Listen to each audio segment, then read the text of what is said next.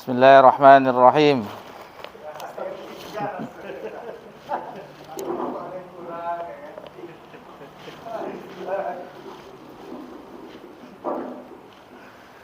Bismillahirrahmanirrahim. Assalamualaikum warahmatullahi wabarakatuh. Innal hamdalillah nahmaduhu wa nasta'inu wa nastaghfiruh wa na'udzu billahi min shururi anfusina wa min sayyiati a'malina. May yahdihillahu fala mudilla lahu wa may yudlil fala hadiya lahu. Asyhadu an la ilaha illallah wahdahu la syarika lahu wa asyhadu anna Muhammadan abduhu wa rasuluh sallallahu alaihi wa ala alihi wa man sara ala nahjihi wa tamassaka bi sunnati ila yaumiddin wa sallama tasliman katsira. Ya ayyuhalladzina amanu taqullaha haqqa tuqatih wa la tamutunna illa wa antum muslimun. Ya ayyuhan nasu taqu rabbakumul ladzi khalaqakum min nafsin wahidah wa khalaqa minha zawjaha wa batha minhuma rijalan katsiran wa nisaa'a. Wattaqullaha alladzi tasaaluna bihi wal arham innallaha kana 'alaikum raqiba. Ya ayyuhalladzina amanu taqullaha wa qulu qawlan sadida yuslih lakum a'malakum wa yaghfir lakum dzunubakum wa may yuti'illaha wa rasulahu faqad faza fawzan 'azima. Amma ba'd, fa inna asdaqal hadithi kitabullah wa khairal hadi hadi Muhammadin sallallahu alaihi wasallam wa syarral umuri muhdatsatuha wa kullu muhdatsatin bid'ah wa kullu bid'atin dhalalah wa kullu dhalalatin finnar. Alhamdulillah, puji syukur kehadiran Allah Subhanahu wa taala di malam yang berbahagia ini. Alhamdulillah, Allah perjumpakan kita kembali di dalam majlis ilmu. Majlis yang kita berusaha untuk mencari kebahagiaan di dunia dan kebahagiaan di akhirat, yang di dalamnya membuat jiwa kita tenang, membuat hati kita tentram, dan akan menambahkan rasa takut kita kepada Allah Subhanahu wa taala. Jika itu kita hadirkan, maka semoga saja ilmu yang sedang kita pelajari itu menjadi ilmu yang nafi', ilmu yang bermanfaat, ilmu yang bermanfaat bagi diri kita, untuk keluarga kita, untuk masyarakat pada umumnya. Dan itu adalah karunia dari Allah Subhanahu wa taala bagi kita untuk senantiasa mempelajari agama Allah Subhanahu wa taala. Dan kalau kita cermati secara seksama, terjadinya perselisihan di antara kita sesama kaum muslimin adalah tidak istiqomahnya kita dengan ajaran yang mulia ini. Kenapa kita katakan seperti itu? Di bulan ini, kalau kita cermati, masih saut menyaut tentang bagaimana perayaan besar yang menjadi hari besar di negara kita, Maulid Nabi sallallahu alaihi wasallam, di bulan ini, bulan Rabiul Awal. Dan alhamdulillah di kajian kita di Nurul Falah di Jalan Tengku B itu pernah kita singgung tentang tanggal kelahiran Nabi SAW itu berbeda ulama tarikh, ulama sejarah. Ada yang mengatakan 9 Rabiul Awal, ada yang mengatakan 12 Rabiul Awal, malah ada yang menyebutkan selain bulan Rabiul Awal. Itu masih dipertentangkan. Adapun periwayatannya, perayaannya dan segala macamnya itu sudah bagi yang kita mengetahuinya itu tidak ada contohnya, dalilnya. Itu harus kita yakini, dan hendaklah menjelaskan bagi saudara-saudari kita sesama kaum muslimin bahwa itu tidak ada di zaman Nabi sallallahu alaihi wasallam. Dan untuk membantah seandainya kita tidak mampu menjelaskannya, cukuplah kaidah yang diutarakan oleh Imam Syafi'i, bukan Imam Syafi'i tetapi Al-Hafiz Ibnu Katsir di dalam tafsirnya, yang itu sebuah kaidah yang besar yang bunyinya lau kana khairan lasabaquna ilaih. Seandainya itu baik, maka mereka para sahabat tentu lebih dahulu melakukannya daripada kita. Dan apapun kegiatan yang di zaman kita ini kita ambil untuk penyesuaiannya di zaman sahabat Nabi dan sahabatnya, apabila itu ada, maka itu adalah syariat. Dan apabila itu tidak ada, maka itu bukanlah syariat. Dan maksud muqaddimah kita ini yaitu mengingatkan kita akan firman Allah Subhanahu wa taala agar kita tetap istiqomah dengan ajaran yang telah ditinggalkan oleh Nabi sallallahu alaihi wasallam, yang telah ditentukan, yang telah diajarkan, yang dijelaskan sejelas-jelasnya oleh Nabi kita cinta sallallahu alaihi wasallam. Lihatlah firman Allah Subhanahu wa taala dalam surah Hud ayat 112. Rabbuna jalla wa ala berfirman, "Fastaqim kama umirt." Maka istiqomahlah kamu sebagaimana yang telah diperintahkan kepada engkau. Wa man taba ma'aka wa la tadghaw, dan bagi yang bertaubat bersama engkau dan jangan tadghaw, berlebih-lebihan. Innahu bima ta'maluna basir. Sesungguhnya dia, maksudnya Allah Subhanahu wa taala, Maha melihat apa yang kamu kerjakan. Perhatikan perintah fastaqim, istiqomah. Hendaklah istiqomah adalah agar kita tetap istiqomah di atas ajaran Nabi sallallahu alaihi wasallam.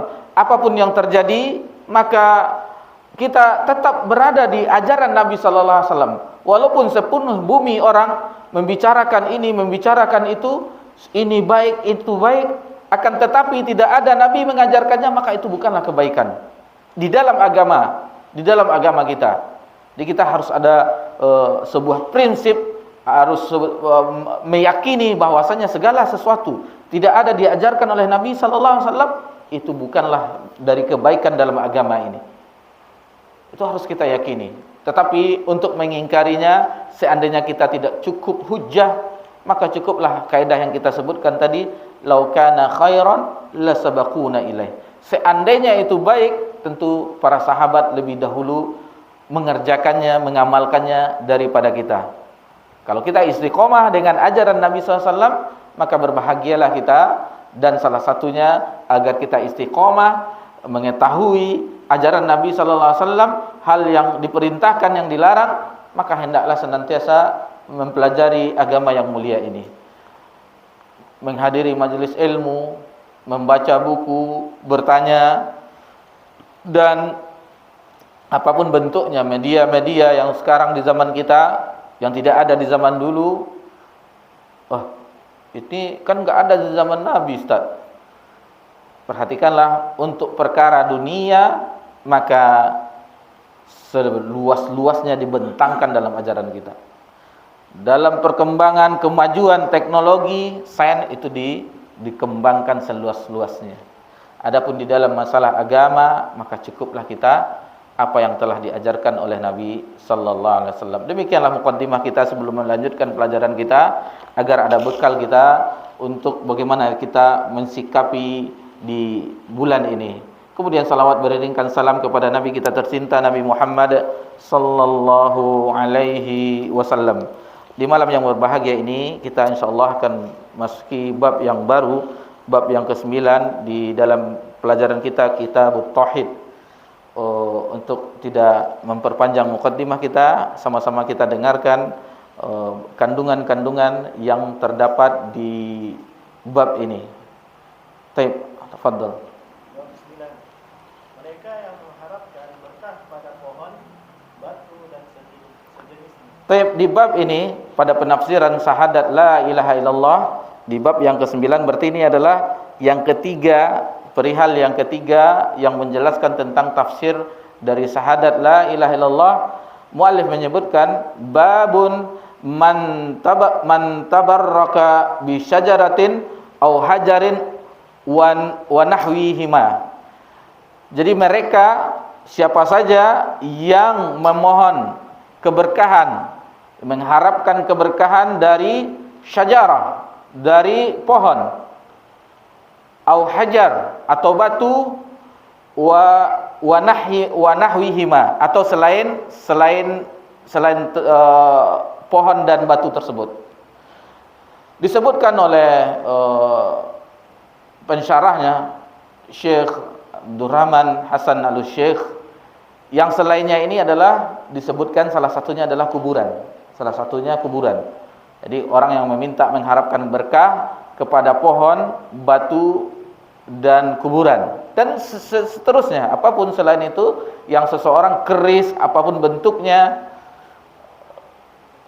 Atau di museum-museum yang kalau kita lihat orang-orang dari saudara kita yang mereka mengkotak kacakan, kita pernah lihat rekamannya di media, ada sendal jepit Nabi sallallahu alaihi wasallam, ada mengatakan ini bekas apa Nabi sallallahu alaihi wasallam, tetapi itu tidak terbukti karena tidak ada bukti yang jelas tentang itu peninggalan dari Nabi kita tercinta sallallahu alaihi wasallam. Karena kebanyakan orang-orang yang dari saudara kita itu adalah beranggapan bahwa ini akhirnya diagungkan, dielu-elukan dan segala macamnya, terlalu berlebih-lebihan, akhirnya terjatuh kepada sikap ghulu, berlebih-lebihan, melampaui batas, sehingga itu melebihi apa yang telah digariskan di dalam agama kita. Kemudian yang perlu kita ingatkan bahwasanya mengenai bab ini teringat akan kita pelajaran kita di pembahasan sebelumnya, Qawaidul Arba'. Bagaimana di zaman Nabi sallallahu alaihi wasallam, Nabi sallallahu alaihi wasallam menjumpai ketika wahyu turun kepada Nabi sallallahu alaihi wasallam, di zaman Nabi sallallahu alaihi wasallam ada di antara umatnya ketika itu yang ahlul kitab, orang Yahudi dan Nasrani, orang-orang yang menyembah berhala, orang-orang yang menyembah malaikat, dan mereka menganggap itu adalah anak-anak perempuan Allah, malaikat anak-anak perempuan Allah. Lalu mereka menjadikan bintang, bulan, matahari dan seluruhnya batu pepohonan yang mereka sembah selain Allah Subhanahu wa taala. Itu mengingatkan akan kita bahwa di zaman Nabi SAW, ketika Nabi sallallahu alaihi wasallam diutus, itu sudah ada penyembahan-penyembahan terhadap itu. Kalau kita baca bab-babnya yang banyak, maka kita terlalu detail Syekh menjelaskan. Karena kalau kita ingin mengetahui suatu hakikat kebenaran kita ingin mengetahui, maka akan dijelaskan oleh kesalahan-kesalahan. Misal, contoh yang sedang kita pelajari, an ya'budullah wajtanibut taghut. Sembahlah Allah Subhanahu wa taala saja dan jauhi taghut. Dan kalaulah kita mengenal taghut tersebut, maka kita akan mengenal hak. Yang hak maksudnya mengenal, mengetahui yang sebenarnya tentang Rabbuna Jalla wa Ala. Kita akan mengetahuinya. Ini taghut, ini taghut, ini taghut, ini taghut. Yang mana kita ketahui taghut adalah sesembahan selain Allah Subhanahu wa taala. Itu taghut. Seluruhnya sesembahan selain Allah Subhanahu wa taala taghut. Di antaranya iblis, laknatullah, para dukun, orang-orang yang mengajak beribadah kepada dirinya dan segala macamnya yang diagungkan secara berlebihan selain Allah Subhanahu wa taala, itu dinamakan taghut. Dan kita mempelajari seluruhnya agar kita mengetahui hakikat yang jelas, kebenaran yang jelas, sesembahan yang hak, yaitu Allah Subhanahu wa taala. Baik, kita langsung ke cuman dua dibawakan dalilnya, yaitu di firman Allah Subhanahu wa taala dalam surah An-Najm ayat 19-23 dan sebuah hadis yang diriwayatkan Imam Tirmizi dari sahabat Abi Waqid Al-Laitsi. Baik, mari kita bacakan satu-satu dalil yang dibawakan oleh muallif. Tafadhol.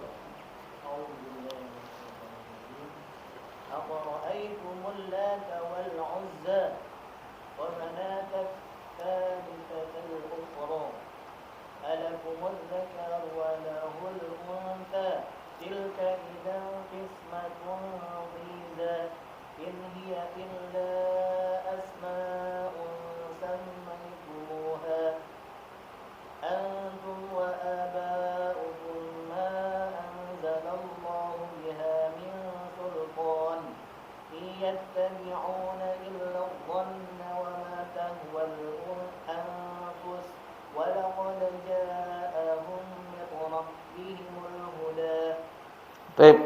Barakallahu fiik.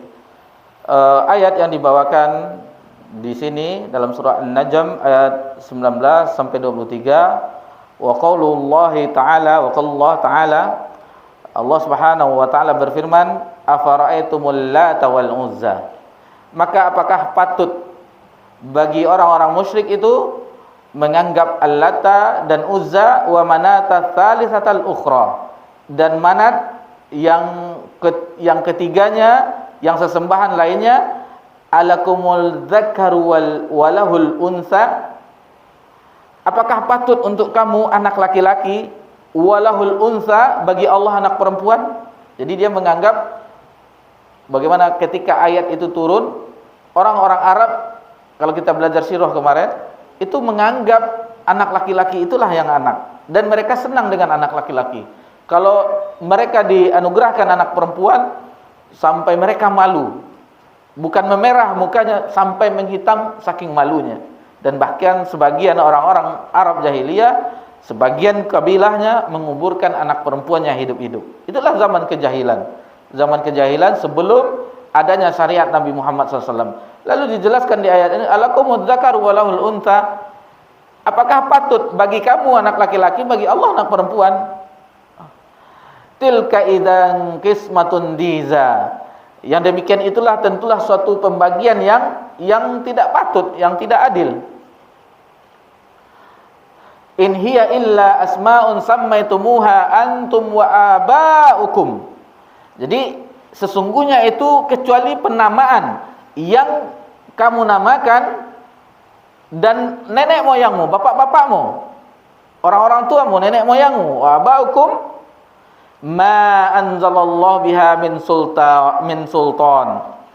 Allah tidak menurunkan suatu mereka tidak lain hanyalah mengikuti persangkaan.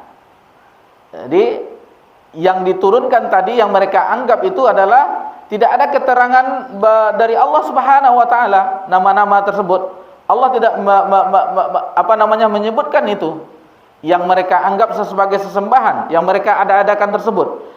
Iyattabi'una illa dzan. Sesungguhnya mereka cuma mengikuti dzan, persangkaan saja, persangkaan mereka. Tidak ada keterangannya yang jelas. Wa ma tahwal anfus, dan apa yang diinginkan oleh hawa nafsu mereka. Wa laqad ja'ahum mir rabbihimul huda, dan sesungguhnya telah datang petunjuk kepada mereka dari Rabb mereka, dari Tuhan mereka. Kita mempelajari apa yang dimaksud Lata, Uzza dan Manat. Kita lihat bagaimana keterangan yang dibawakan, bahwasannya Lata adalah berhala milik dari suku Tsaqif. Itu berhala dari milik suku kabilah Tsaqif. Uzza adalah berhala milik Quraisy dari Bani Kinanah. Bani Kinanah. Masih ingat pelajaran kita di Sirah Nabawiyah, Bani Kinanah yang perang Fijar. Sekutu Quraisy Bani Kinanah melawan sekutu yang lainnya. Terjadi perang Fijar yang ketika itu Nabi SAW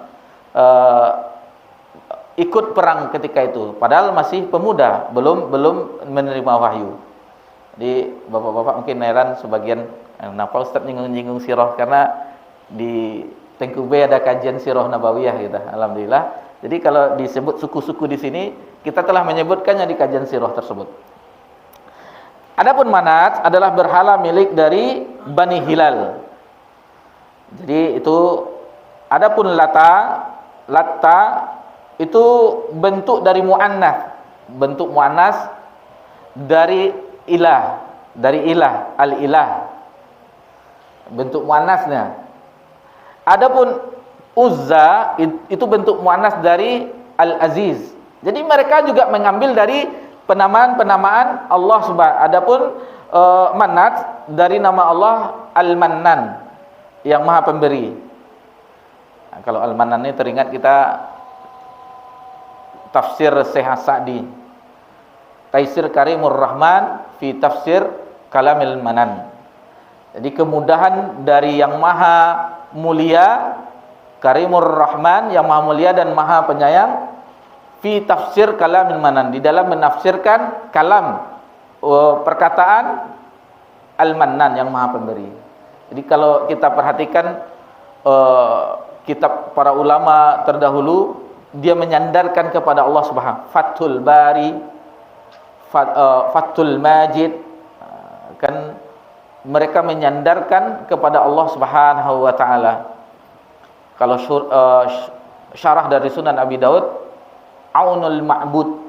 Aunul Ma'bud itu kalau kita membacanya mungkin kita biasa saja. Tetapi kalau kita mengetahui artinya, bagaimana para ulama dahulu menyandarkan karya mereka dengan Allah Subhanahu wa taala, dengan nama-nama Allah yang Maha. Aunul Ma'bud. Aun yaitu pertolongan.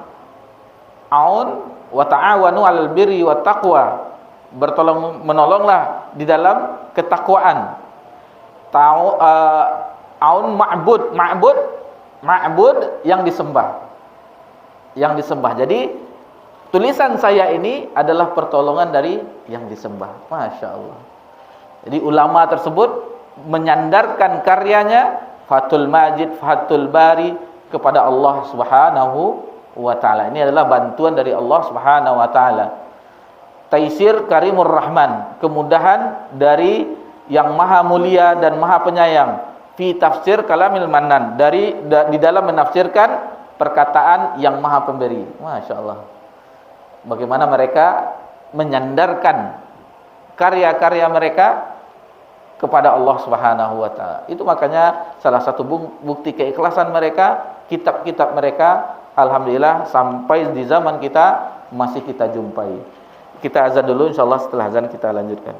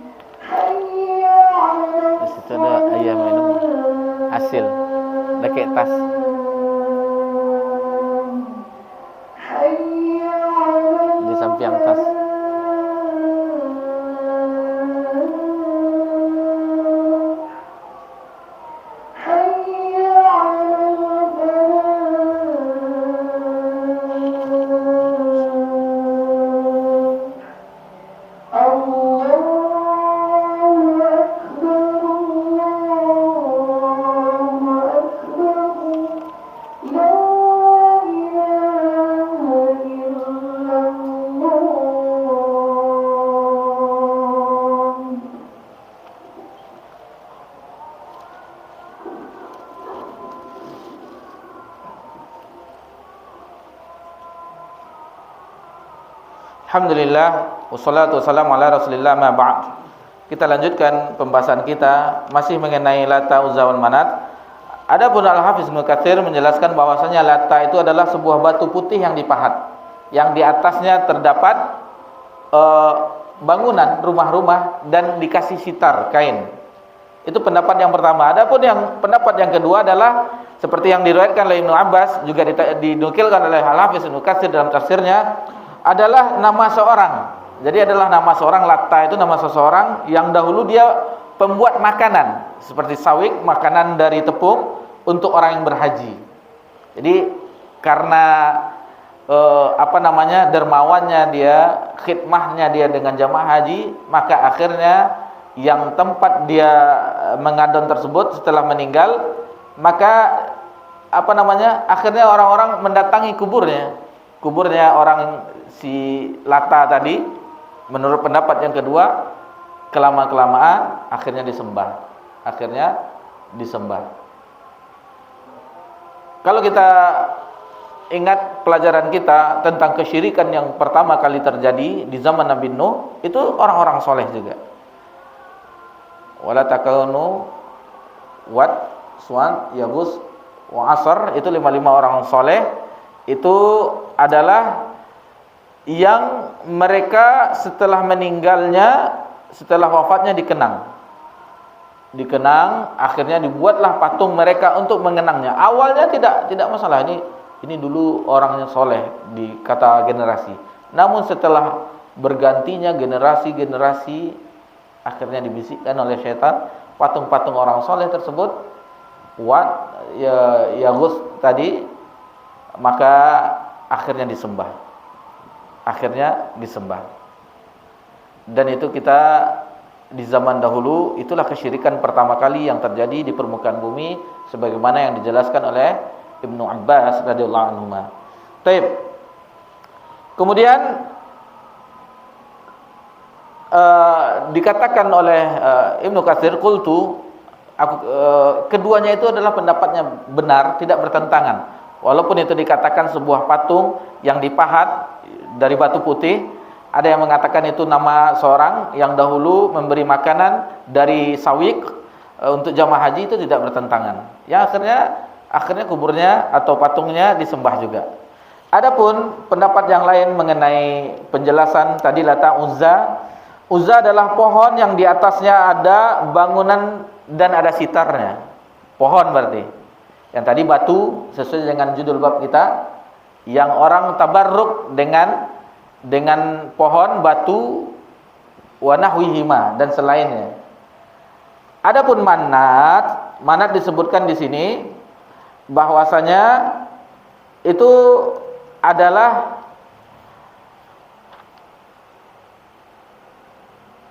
berbeda juga. Ada yang mengatakan bahwasanya manat itu berupa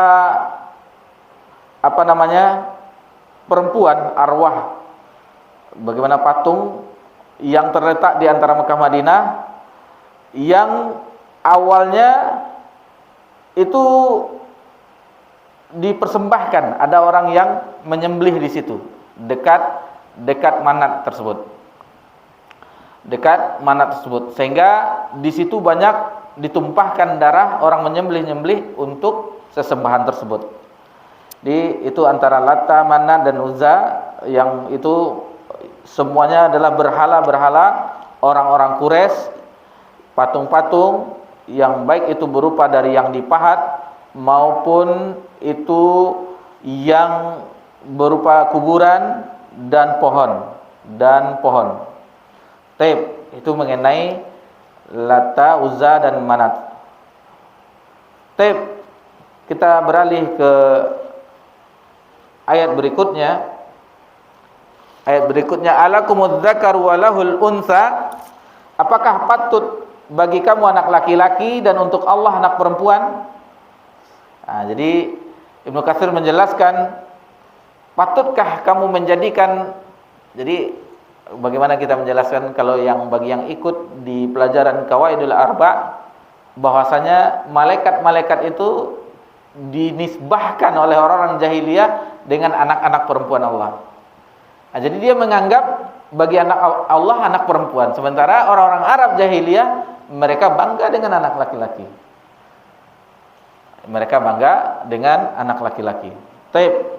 Itu sedikit untuk memahami ayat yang dibawakan oleh mu'alif. Tilka idzan qismatun diza. Yang demikian itu tentulah suatu pembagian yang tidak adil. Yang tidak adil. Jadi mereka sesuai mereka saja. Baru dijelaskan di ayat setelahnya, in hiya illa asma'un sammaitumuha antum wa aba'ukum ma anzalallahu biha min sultan.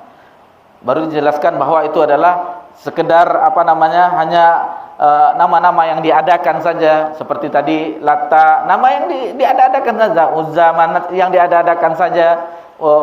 Malaikat adalah anak-anak perempuan Allah yang mereka namakan, mereka dan persangkaan bapak mereka, nenek moyang mereka. Itu. Iyattabi'una illa dzann. Sesungguhnya mereka tidak lain hanyalah mengikuti zon mereka saja, prasangkaan mereka saja. Wa ma tahwal anfus, dan apa yang diinginkan oleh hawa nafsu mereka. Wa laqad ja'ahum min rabbihimul huda. Padahal sesungguhnya telah datang kepada mereka petunjuk dari Rabb mereka. Jadi sudah jelas dalilnya, telah diwahyukan kepada Nabi sallallahu alaihi wasallam yang jelas, agar mereka yang ketika itu wahyu dibacakan kepada mereka, seharusnya mereka tunduk kepada apa yang telah dibawa oleh Nabi sallallahu alaihi wasallam. Ini kita berbicara di zaman Nabi bagaimana orang dahulu begitu keadaannya. Lihatlah di zaman ini, atau ketika di zaman Ibnu Qayyim Al-Jauziyah di Damaskus, itu juga terjadi pengagungan orang terhadap kubur-kubur. Bahkan kita pernah alhamdulillah, ketika Allah mudahkan melakukan perjalanan umrah plus Al-Aqsa, itu kita mampir di kuburan-kuburan yang diagungkan. Kuburan kata mereka yang di situ menjadi ikon-ikon tempat destinasi city tour. Kuburan Nabi Ibrahim, kuburan Siti Hajar, kuburan ini, itu lengkap semuanya. Kalau dari kuburan sahabat, itu ada kuburan Zaid bin Harithah yang waktu syahid di perang Mut'ah itu. Perang Mut'ah, siapa lagi? Zaid bin Harithah, Ja'far dan Abdullah bin Rawaha. Itu memang dibuat sitar-sitar kainnya.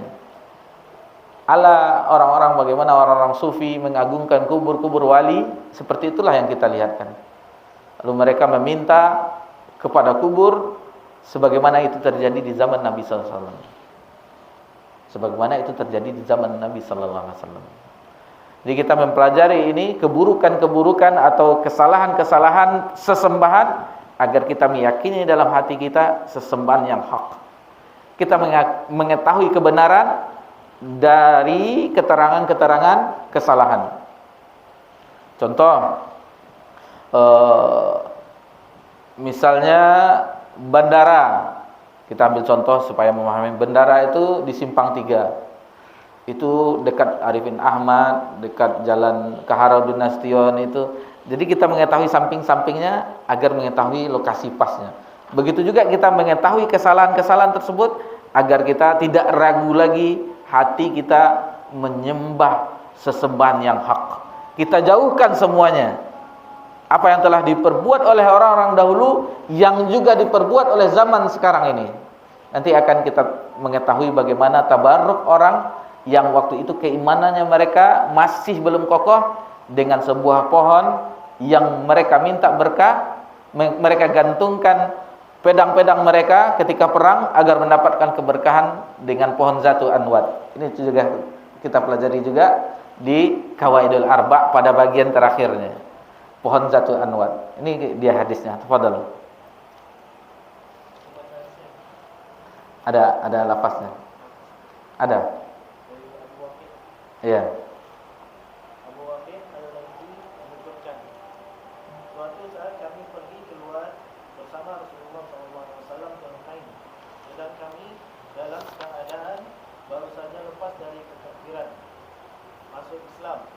Ketika itu orang-orang musyrik mempunyai sebatang pohon di daerah yang disebut Zatu Anwat.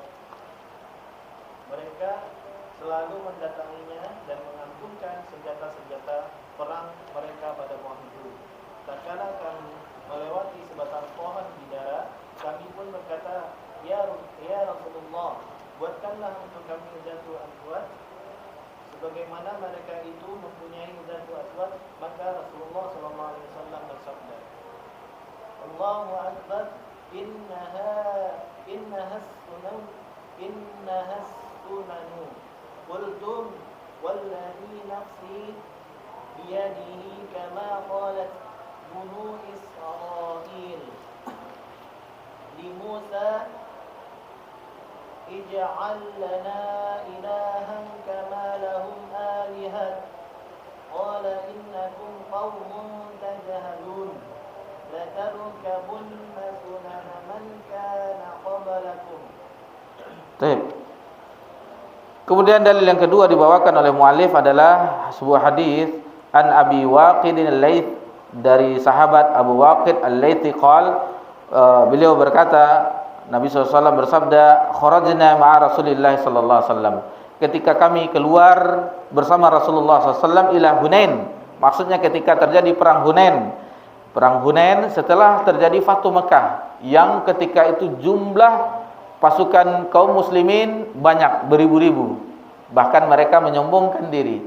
Ketika mereka sedikit, mereka menang. Tetapi ketika perang Hunain, mereka porak-poranda, karena ketika perang melawan orang-orang Hunain, mereka mengatakan kami tidak akan kalah karena jumlah kami yang besar. Itu Allah abadikan dalam surah Al-Anfal ya, Hunain perang, atau di surat At-Taubah. Taib. Wa nahnu hudatsa'u ahadin bikufur. Kami baru saja berlepas diri dari kekufuran. Istilahnya baru memeluk agama Islam, baru mengenal hidayah, baru hijrah zaman kita sekarang. Walil musyrikina sidratun ya'kufuna indaha wa yanutuna biha aslihatahum. Jadi ketika itu orang-orang musyrik itu memiliki sebuah pohon yang pohon itu tempat mereka, kalau sudah di pohon itu semacam pengagungan, ada bentuk ketundukan hati di situ. Jadi namanya yuqalu laha zatu anwat. Jadi nama pohon itu mereka namakan dengan zatu anwat. Famararna bisidrah. Lalu kami melewati sebuah pohon. Faqulna, lalu kami berkata kepada Nabi SAW permintaan, ya Rasulullah, wahai Rasulullah, ij'al lana zati anwat kama lahum zatu anwat. Buatkanlah pada kami zatu anwat sebagaimana orang-orang itu memiliki zatu anwat. Lalu Nabi SAW, faqala Rasulullah SAW, Allahu Akbar. Jadi Nabi SAW ketika itu kaget, terheran, atau dalam bentuk menunjukkan ketidaksukaan, atau dalam tanda kutip marah, tidak menyukainya. Allahu Akbar. Di riwayat lain ada menyebutkan subhanallah, maha suci Allah.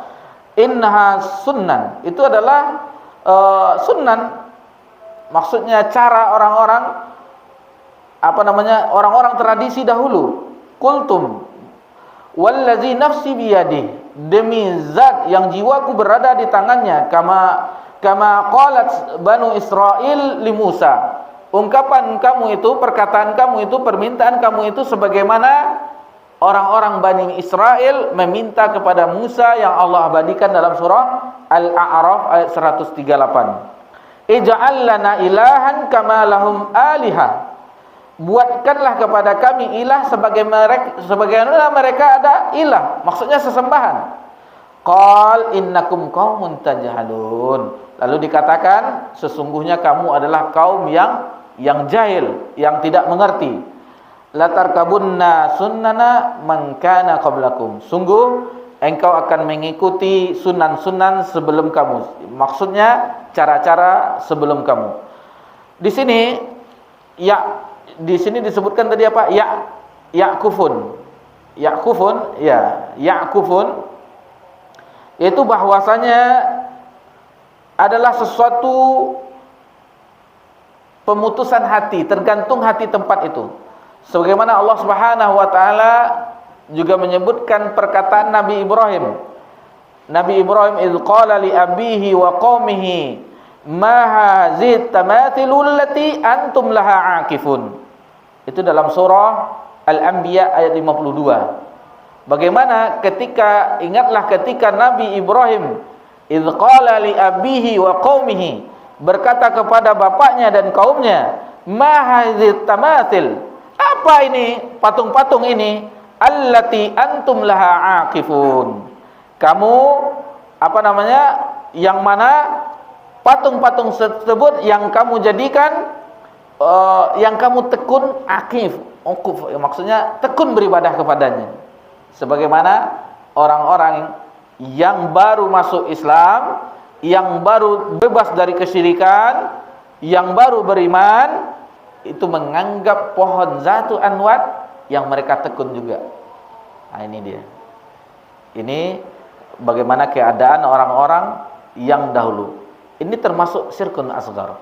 Bab-bab yang kita pelajari itu termasuk syirkun asghar, syirik kecil. Dia akan terjerumus ke syirik besar jika meniadakan Allah Subhanahu wa taala.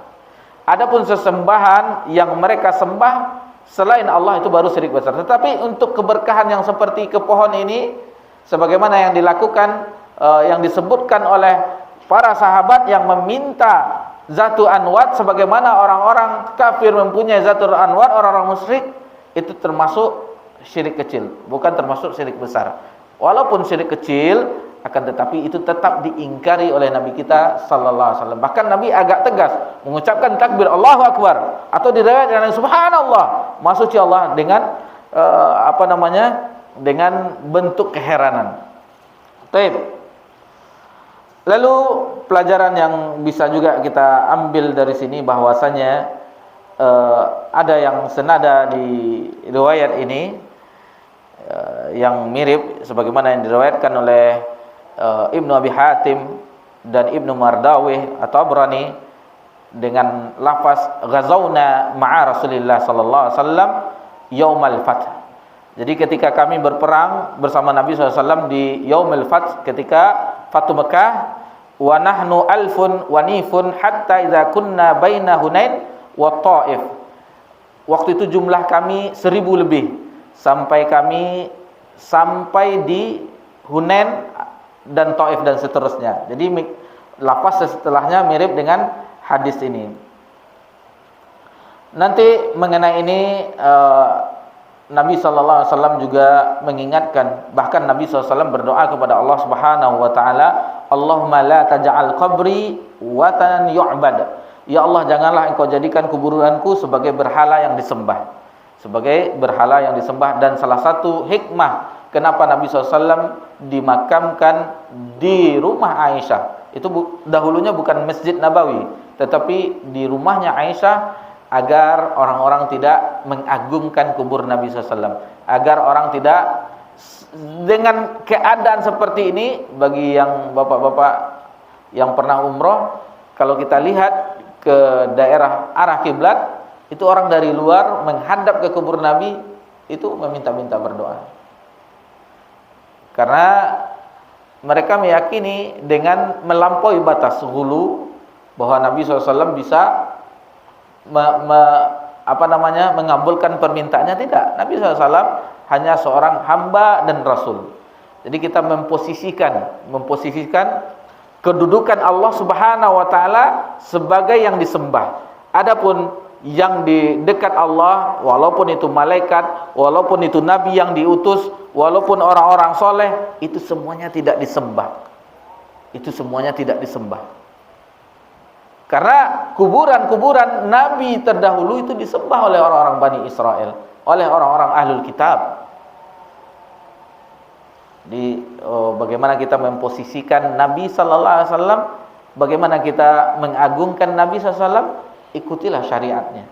Ikuti syariatnya, beribadah kepada Allah Subhanahu Wa Taala sebagaimana yang diajarkan oleh Nabi Sallallahu Alaihi Wasallam. Ada hadis yang mirip dengan yang kita bawakan di sini. Hadis yang bunyinya la tattabi'unna sunana man kana qablakum. Sungguh kamu akan mengikuti sunan-sunan, maksudnya sunan-sunan di sini tata cara orang-orang sebelummu. hazwal quzzati bil quzzah, sedikit demi sedikit, hatta law dakhalu juhrad dab, sampai mereka memasuki lubang dob biawak tersebut, seperti biawak padang pasir tetapi tidak biawak. Dob yang mana kita ketahui dob itu halal dob, karena ketika sahabat memakan dob, Nabi SAW mendiamkan, tidak mengharamkan. Jadi waktu itu sahabat, lalu ditanyakan, kalau tidak salah Khalid bin Walid radhiyallahu anhu menanyakan kepada Nabi SAW, ya Rasulullah, apakah kenapa tidak memakannya? Padahal sahabat yang lain memakannya. Kata Nabi SAW, kami tidak biasa dengannya. Jadi orang-orang Mekah tidak biasa makan dob. Tetapi Nabi tidak melarangnya. Berarti itu adalah termasuk takrir, persetujuan Nabi SAW. Berarti itu halal. Qalu ya Rasulullah, al-yahudu wan nasar. Lalu para sahabat mengatakan, sunan-sunan sebelum itu adalah, apakah itu Yahudi dan Nasrani? Lalu Nabi mengatakan, qal faman, siapa lagi? Jadi ini menunjukkan bagi kita bahwasanya umat Nabi sallallahu alaihi wasallam akan mengikuti bagaimana sunan-sunan, maksudnya tata cara, meskipun itu ibadah dan yang lainnya, orang-orang Yahudi dan Nasrani. Orang itu tidak, biarlah kita di KTP kita Islam, tetapi perangainya sama dengan orang itu. Riba pertama kali adalah orang Yahudi. Riba pertama kali orang Yahudi. Dan berkata Syekh bin Muhammad bin Shalih Al-Utsaimin rahimallahu taala, seluruh dosa-dosa maksiat yang dilakukan oleh orang-orang terdahulu juga dilakukan oleh umat ini. Apapun bentuknya. Apapun bentuknya, menyembah berhala, membunuh, liwat nih apa nih, yang sodomi orang LGBT, orang kaum bek, itu semuanya, apapun ditiru, riba segala macamnya itu semuanya ditiru oleh umat ini. Cuman satu yang tidak ditiru oleh umat ini, hanya satu.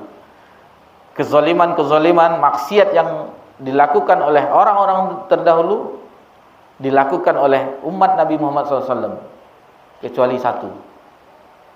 Ini TK-TK juga, karena kita mendengar keterangan ini juga di TK-TK kan juga. Hadiahnya air asil. Atau pernah kita sebutkan di sini waktu di kajian Ushul Salasah ada. Ada, sebenarnya tahu tapi malu nanti dibilang sok-sok hebat pula aja. Jadi ada satu dosa maksiat yang tidak diikuti oleh umat ini, apapun bentuk keburukannya, maksiatnya, cuma satu yang tidak diikuti oleh umat Nabi SAW, yaitu membunuh Nabi. Itu orang-orang Ahlul Kitab, orang-orang Yahudi, orang-orang Bani Israel itu membunuh Nabi. Mereka membunuh Nabi Zakaria, mereka membunuh Nabi Yahya, mereka membunuhnya dan Nabi yang lainnya. Bahkan Nabi SAW juga sempat ingin dibunuh oleh orang-orang kaumnya ketika sebelum hijrah. Nah, jadi itu saja, karena Nabi SAW tidak ada Nabi setelah Nabi SAW, maka tidak ada yang keburukan, yang maksudnya dosa yang membunuh Nabi itu tidak diikuti. Selebihnya diikuti. Sebagaimana sabda Nabi SAW, la tattabi'unna sunana man kana qablakum. Sungguh kamu akan mengikuti apapun yang telah diperbuat oleh umat-umat terdahulu. Taib, itu yang bisa kita pelajari di malam yang berbahagia ini. Kita tidak terlalu panjang menjelaskannya karena sebagiannya telah kita bahas di pelajaran kita sebelumnya, itu makanya kita tidak mengulasnya satu persatu. Adapun kesimpulan dari bab ini itu yang panjang, kandungannya panjang. Fadal, alhamdulillah untuk sekarang tidak lupa. Ada berapa poin, berapa belas itu? Nah, tafadhal. Kandungan bab ini: 1. Tafsir ayat dalam surah An-Najm. 2. Mengetahui bentuk permintaan mereka. 3. Bahwa mereka belum melakukan apa yang mereka minta itu. 4. dan maksud mereka dengan permintaan itu adalah untuk mendekatkan diri kepada Allah, karena mereka beranggapan bahwa Allah mengenalinya. 5. Apabila mereka tidak mengerti hal ini, maka selain mereka lebih tidak mengerti lagi.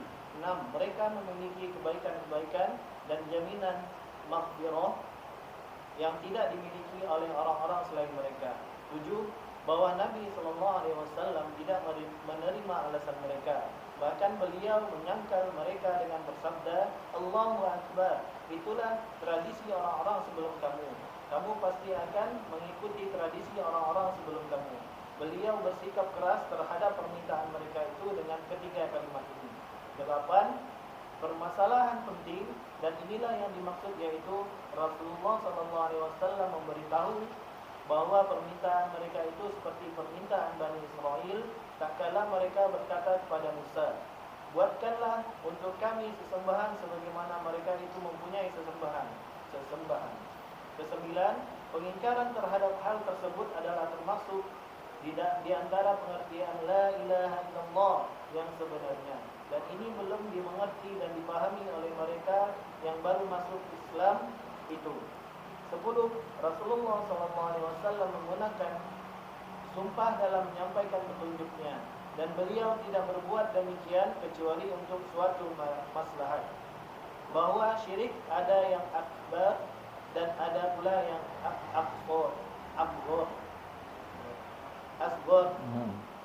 Karena mereka tidak menjadi murtad dengan permintaan mereka itu. Ke-12, kata-kata Abu Waqid Al-Laythi, sedang kami dalam keadaan baru saja lepas dari kekafiran masuk Islam, menunjukkan bahwa para sahabat selain mereka mengerti bahwa perbuatan mereka termasuk syirik. 13.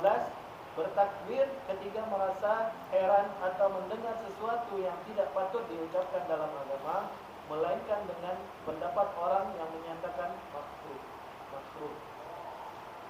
14. Segala pintu menuju perbuatan syirik harus ditutup. 15. Dilarang meniru atau melakukan sesuatu perbuatan yang menyerupai perbuatan orang-orang jahiliyah. 16. Boleh marah ketika menyampaikan pelajaran. 17. Kaidah umum bahwa di antara umat ini ada yang melakukan perbuatan syirik dan mengikuti tradisi-tradisi umat sebelumnya.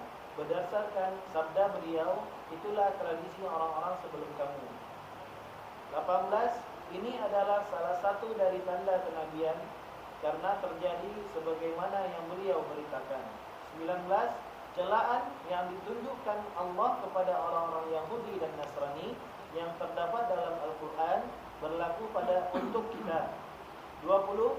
Menurut mereka, para sahabat sudah menjadi ketentuan bahwa amalan-amalan ibadah harus berdasarkan pada perintah Allah, bukan mengikuti keinginan, pikiran, atau hawa nafsu sendiri. Dengan demikian, hadis tersebut di atas mengandung suatu isyarat tentang hal-hal yang akan ditanyakan kepada manusia di alam kubur. Adapun siapakah Tuhanmu sudah jelas, sedangkan siapakah nabimu berdasarkan keterangan ghaib yang beliau beritakan akan terjadi, dan apa agamamu berdasarkan pada ucapan mereka, buatkanlah untuk kami sesembahan sebagaimana mereka itu mempunyai sesembahan. Tradisi yang 21, tradisi ahli kitab itu tercela, seperti halnya tradisi kaum musyrikin. 22. Bahwa orang yang baru saja pindah dari tradisi batil yang sudah menjadi kebiasaan dirinya, tidak bisa dipastikan secara mutlak bahwa dirinya terbebas dari sisa-sisa tradisi tersebut. Sebagai buktinya, mereka mengatakan, sedang kami dalam keadaan baru saja lepas dari kekafiran, masuk Islam, dan mereka pun belum terlepas dari tradisi kafir. Mereka karena kenyataan mereka meminta dibuatkan zatu asbat sebagaimana yang dimiliki oleh kaum musyrikin. Baik, itulah kesimpulan yang bisa kita simpulkan pada kajian ini. Sebelum kita tutup, ada satu faedah yang bisa kita sampaikan, bahwasanya kebanyakan orang-orang berkeyakinan bahwa bertabarruk, minta berkah kepada orang-orang soleh itu boleh, kan orang-orang itu segala macamnya. Dan perlu juga kita ketahui bahwasanya para sahabat sepeninggal Nabi sallallahu alaihi wasallam meninggal, kepada selain Nabi sallallahu alaihi wasallam mereka tidak melakukan keberkahan tersebut. Kepada selain Nabi, kalau untuk Nabi sallallahu alaihi wasallam jelas Nabi sallallahu alaihi wasallam adalah orang yang diberkahi, manusia yang diberkahi. Adapun selain Nabi sallallahu alaihi wasallam tidak kita temukan riwayatnya. Siapa yang lebih mulia setelah Nabi sallallahu alaihi wasallam melainkan Abu Bakar, Umar, Utsman, Ali dan sahabat radhiyallahu anhum ajmain. Tidak ada sahabat yang lainnya pergi ke Abu Bakar minta berkah segala macam sebagaimana yang dilakukan oleh umat ini terhadap yang mereka anggap wali di kubur-kubur mereka. Tidak ada. Tidak ada. Jadi kalaulah itu kembali ke kaidah tadi yang kita singgung Maulid Nabi sallallahu alaihi wasallam, kalau kita menyimaknya di awal tadi, kalau kita tidak bisa menjelaskannya, ingatlah bahwasanya agar kita istiqomah di atas ajaran Nabi sallallahu alaihi wasallam sebagaimana pembukaan tadi kita sebutkan, dan itu perintah Allah, fastaqim kama umirta.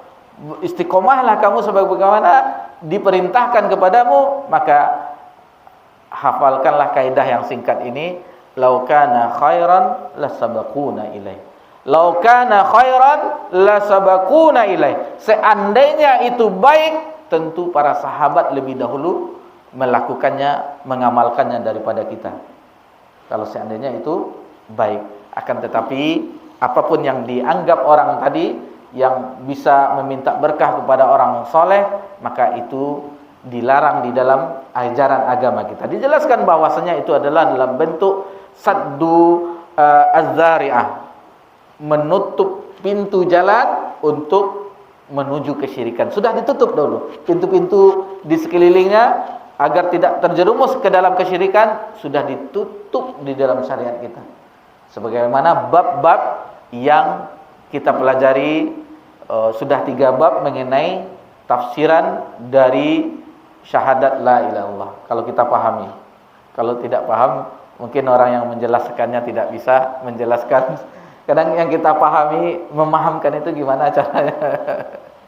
Maka banyak-banyak berdoa. Sebagaimana ulama kita terdahulu, seandainya mereka tidak paham, sebagaimana Syekhul Islam rahimahullah ta'ala tidak memahami satu ayat Allah subhanahu wa ta'ala, maka pergilah beliau ke sebuah masjid yang kosong, lalu beliau beribadah di situ, ditempelkannya pipinya ke tanah, ke lantai, lalu memohon kepada Allah Subhanahu wa taala, ya Allah yang telah mengajarkan kepada Nabi Ibrahim, ajarkanlah ajarkanlah kepadaku. Ya Allah yang telah memberi hikmah kepada Daud dan Sulaiman, berilah hikmah kepadaku. Seperti itulah ulama, bagaimana mereka seandainya tidak memahami, mereka akan berusaha meminta kepada Allah Subhanahu wa taala untuk memahami suatu. Maka mintalah pertolongan. Misalnya ada suatu permasalahan, ya Allah, apa maksudnya ini? Minta kita kepada Allah. Karena itu bukti dari kita mengaplikasikan firman Allah Subhanahu wa taala, "Qur rabbi zidni ilma." Ya Allah, tambahkanlah kepadaku ilmu. Baik, demikianlah yang bisa kita pelajari. Mohon maaf jika ada kesalahan atau kekeliruan. Seandainya itu ada kesalahan dalam ucapan atau penjelasan, kita rujuk kembali. Alhamdulillah di masing-masing kita sudah ada matannya, terjemahannya. Kita kembali ke situ. Seandainya ada salah penyampaian tadi, wallahu taala alam. Subhanakallahumma bihamdika asyhadu an la ilaha anta asyhadu an la ilaha anta astaghfiruka wa atubu ilaik. Wassalamu ala nabi Muhammad sallallahu alaihi wasallam wa ala alihi washabbihi ajmain. Alhamdulillahirabbil alamin. Wassalamu alaikum warahmatullahi wabarakatuh.